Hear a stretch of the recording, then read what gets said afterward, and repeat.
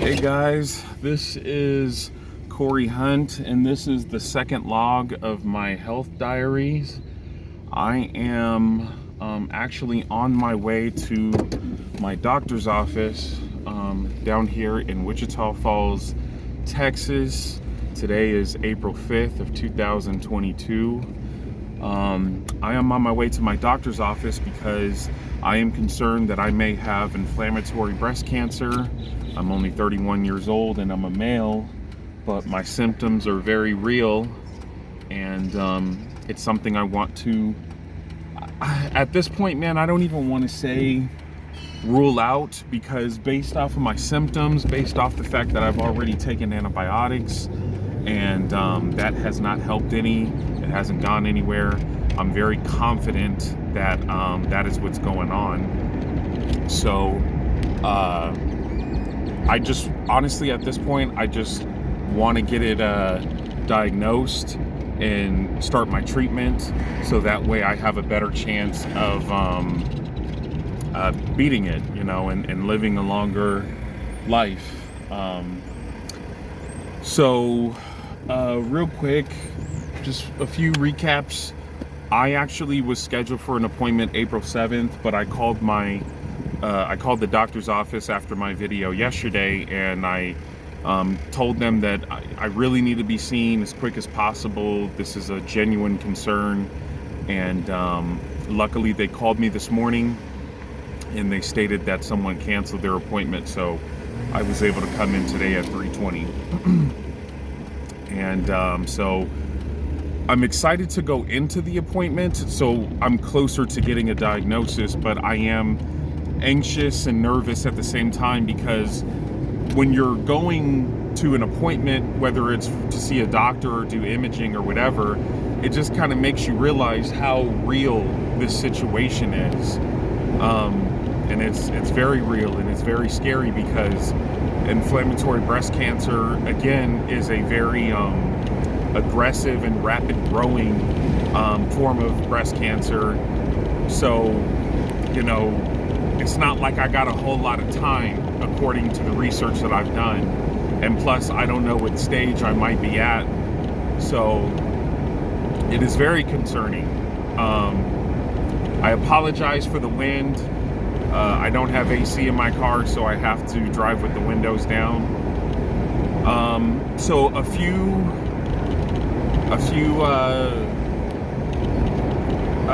new things to go over, other than my appointment today.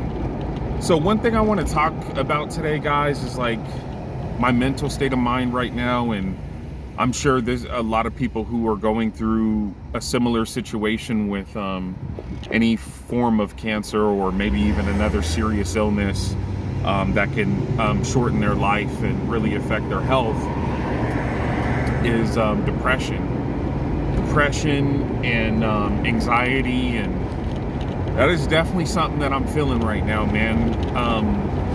To sum it up, every day, all day long, the thought of this just keeps, it consumes me. It takes over my whole mindset and my whole process of thinking. Every second of the day, I'm thinking about my possible condition and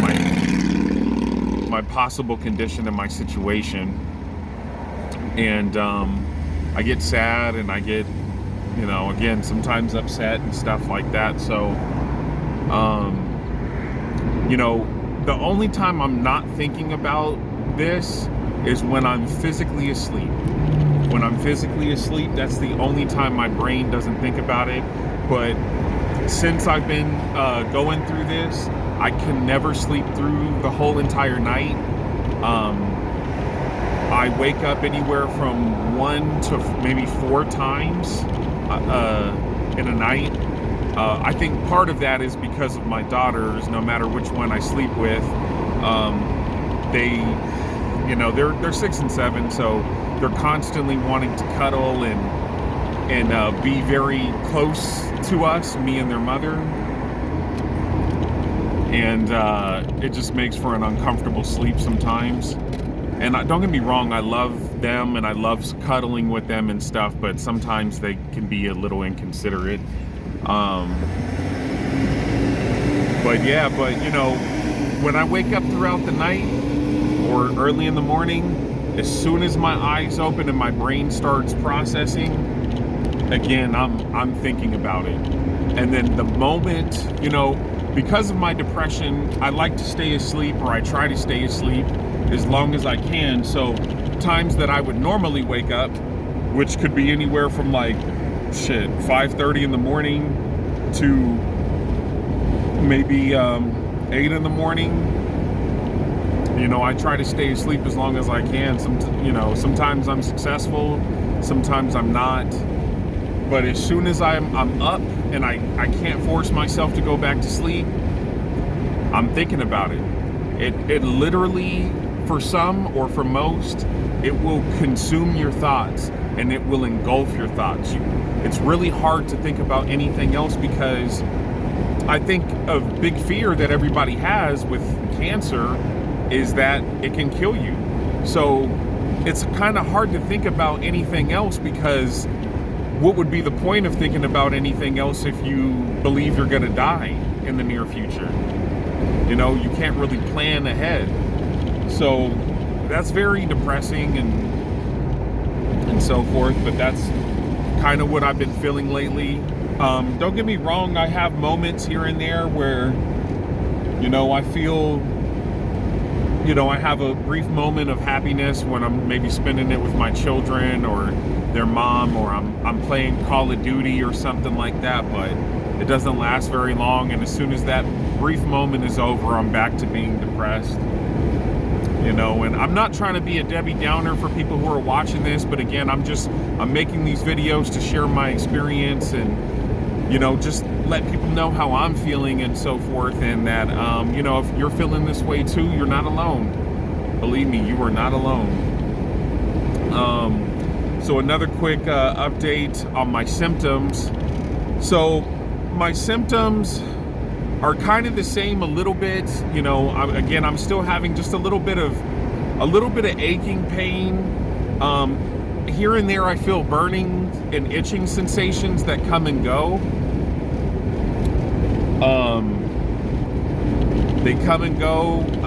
However, I feel like the burning, the itching, and sometimes even a little bit of the aching, it kind of feels like it's happening in, I guess you could say, different places now in my breast, and sometimes even in my body in general.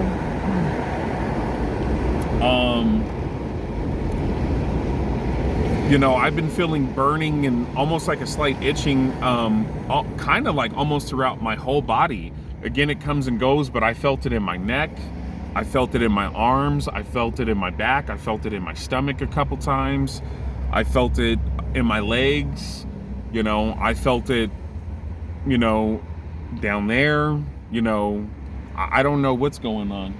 I don't know if that's it spreading. I don't know if that's my body trying to fight it off, but, you know, the lump or the bulge is still there. I can't really tell if it's getting any more profound or if it's the same. I don't think it's getting any smaller. So, you know, I don't know what to think right now. But that's what's been going on with my health. And, you know, an update on my symptoms. But yeah, man, that's it. Again, this is day 2 of my health log.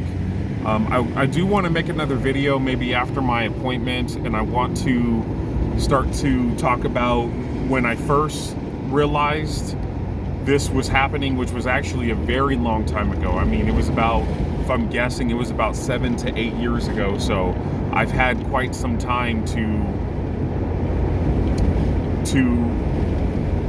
I have brought it to doctor's attention, so medical professionals have had plenty of time to medically intervene and help me out and possibly help me get rid of whatever was going on when it was in the very early stages. But, you know, because I guess they don't do continuing education for doctors, and they were unaware of it and uneducated about it. We've arrived at this point. So I'm hoping I can catch it. I'm hoping I'm still in an early stage. I'm hoping I'm still in, of course, stage 1, but more than likely I'd be lucky if I was in stage 2. But, you know, I know that most people don't get diagnosed with inflammatory breast cancer until stage 3 or stage 4. You know, which makes it, I'm sure that kind of reduces the chances of people surviving from it and stuff. So, but you know, I'm doing everything I can. I will update you guys on how my appointment goes. Honestly, with the kind of insurance that I have to get referrals to do everything. So more than likely, I'm sure he's just going to refer me to a radiologist to get a biopsy done. I'm probably going to also need either an MRI or a PET scan to also help identify exactly what it is and where it's at and if it's spread and stuff. So I don't think I'm going to really get any answers right now or get anything accomplished other than the referrals I need to get the biopsy done and maybe the imaging.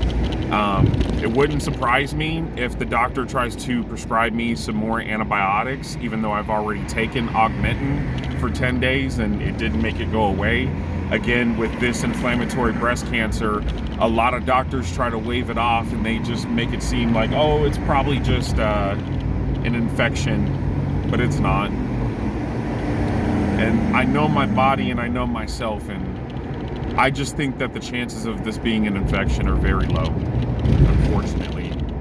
So I am actually about to pull up to the location right now. I'm going to go ahead and end this video. Again, I'm making these videos so that they can help bring awareness first and foremost to inflammatory breast cancer.